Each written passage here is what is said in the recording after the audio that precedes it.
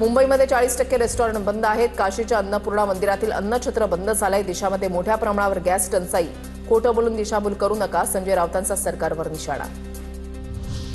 मुख्यमंत्री देवेंद्र फडणवीस उद्या दिल्ली दौऱ्यावर। मुख्यमंत्री केंद्रीय संचलन समितीच्या बैठकीला उपस्थित राहणार, तर 5 राज्यातील तिकीट वाटपासंदर्भात भाजपची पुन्हा बैठक।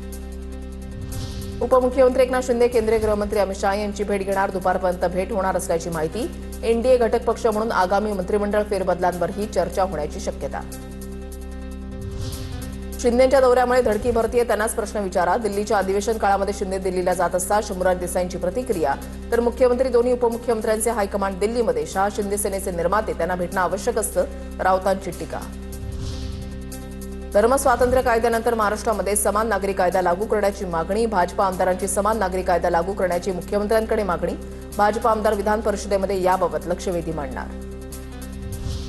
केरळ विधानसभा निवडणुकीसाठी महाराष्ट्र भाजप जोर लावणार। राज्यातील जवळपास 55 भाजपचे आमदार केरळमध्ये प्रचारामध्ये उतरणार असल्याची सूत्रांची माहिती। 20 मार्चपासून टप्प्याटप्प्यानं आमदार प्रचारामध्ये सहभागी होणार। आमदारांवर केरळमधील विधानसभा मतदारसंघातील जबाबदारी। साताऱ्याच्या दहिवडी पंचायत समितीवर राष्ट्रवादी काँग्रेसचा झेंडा। मंत्री जयकुमार गोरेंना बालेकिल्ल्यामध्ये मोठा धक्का। दहिवडी पंचायत समितीच्या सभापतीपदी विक्रम शिंगोडे आणि उपसभापतीपदी प्रियांका जगदाळे यांची निवड।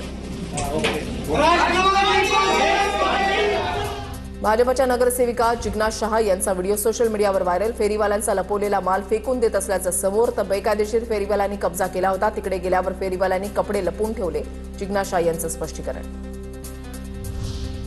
अखिल भारतीय आदिवासी विकास परिषद मंत्रालयावर मोर्चा काढणार। आदिवासींचे आरक्षण बंजारा समाजाला देऊ नये या प्रमुख मागणीसाठी अशोक उईके यांना घेराव घालणार, तर मागण्या मान्य न झाल्यास मराठवाड्याला आणि मुंबईला जाणारं पाणी रोखून धरण फोडून टाकण्याचा इशारा।